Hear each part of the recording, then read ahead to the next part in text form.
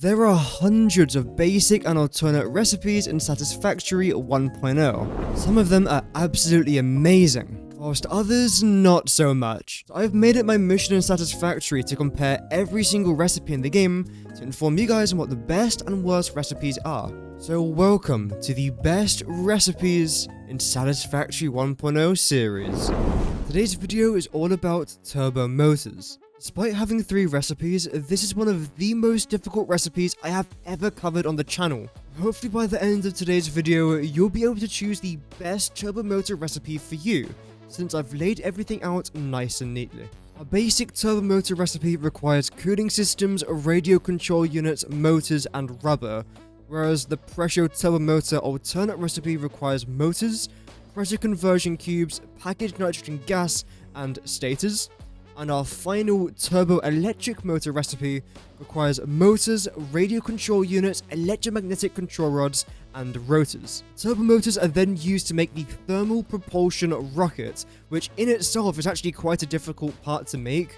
And of course, this is then used to make our ballistic warp drive. This is one of, if not the most difficult parts in the entirety of Satisfactory to make. So let's not mess about, let's get straight into our first recipe, where the very first thing that we are going to need is 24 rubber. This is the best, and in my opinion the most efficient, way of making rubber, where you combine plastic and fuel together to then form double the amount of rubber. So 12 plastic, 12 fuel, 24 rubber. 24 rubber, 24 fuel, 48 plastic. It's a fantastic recipe, especially if you've got a bunch of fuel left over, which is what I had. So I would highly recommend using this recipe. Also, it only really requires a little bit of crude oil and a bit of water, so I really like it.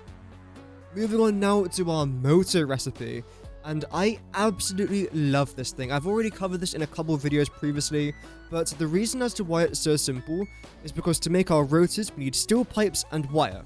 And to make our stators, we need steel pipes and wire, where both of these things then require, for example, iron pipes and iron wire. So you can essentially make your motors just using iron.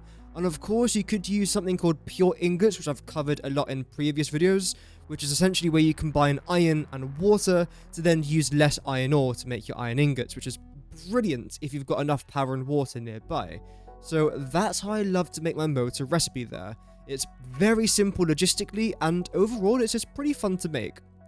Moving on now, we've got our computers, and this is the recipe I've chosen, which can be a bit controversial, but it's my favorite one by far.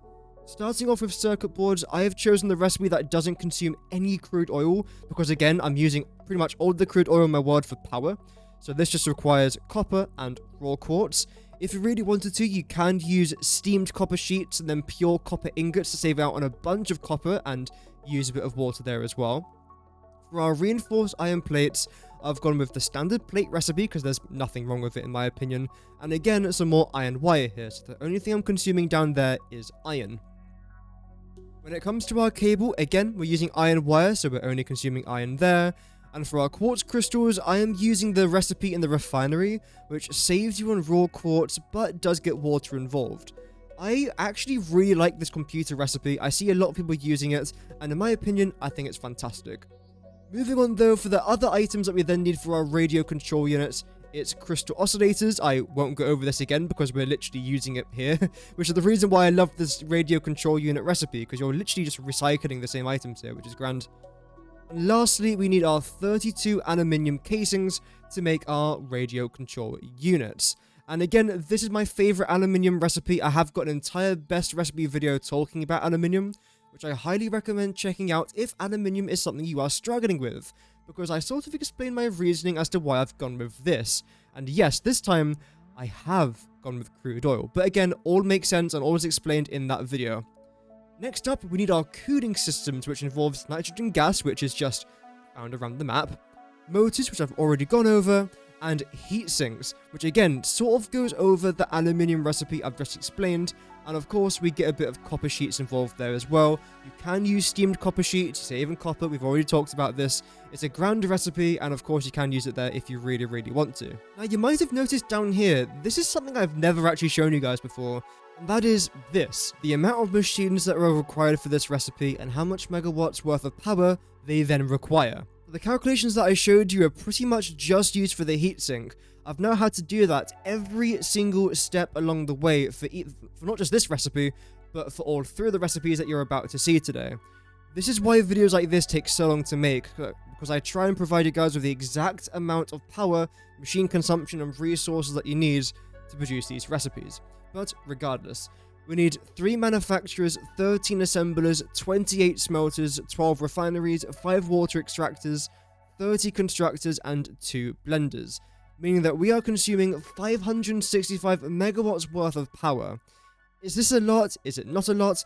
Well, of course, we've got nothing to compare it to as of just yet, but we'll find out as today's video progresses.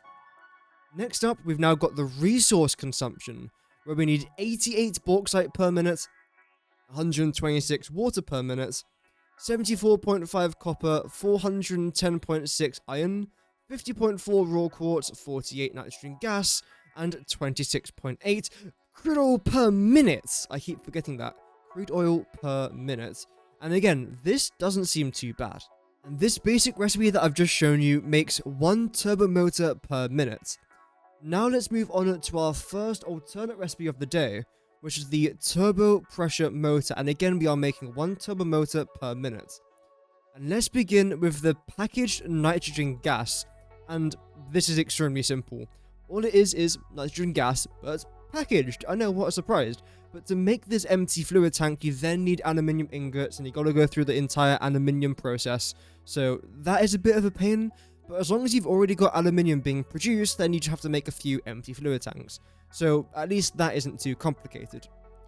Moving on now, we've got more aluminium casing, which uses a very similar recipe to what I've shown up there. We've then got crystal oscillators and computers, which are the exact same like what I've previously shown you, because we are again making radio control units, except this time we are required to make 1 per minute, rather than 2 per minute that we used for our basic recipe. Which means that everything that you see here is consuming less resources than our first basic recipe, which is pretty big.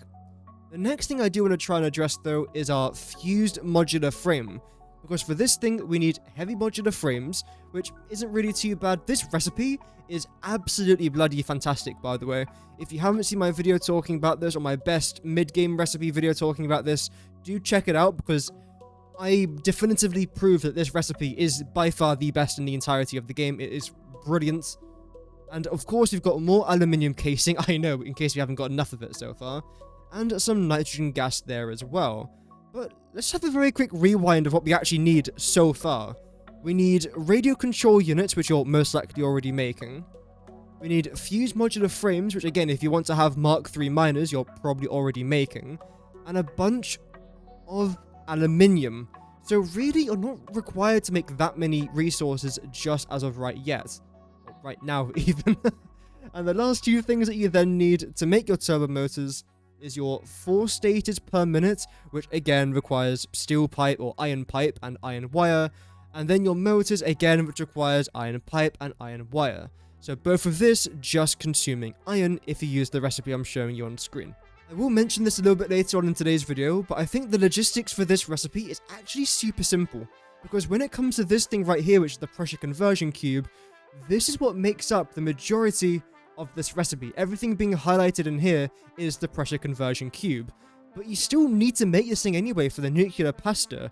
So if you're already making pressure conversion cubes, you might as well just make a bit extra, because logistically that's not going to be too challenging.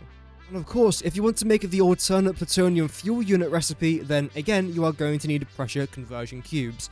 But no matter what you do, you are going to need them for the nuclear pasta. Now it is on to the machines and resources required, starting with the machines, where we need 1 blender, 3 manufacturers, 1 packager, wow, 16 refineries, 11 assemblers, 4 water extractors, 27 constructors, and 21 smelters, which is quite a lot of constructors and smelters, but luckily they don't really consume that much power. And of course, in total, this means we are consuming 279 megawatts worth of power, which is less than our first recipe, a lot less. Is it the best recipe for power consumption of the day? Again, we'll soon find out.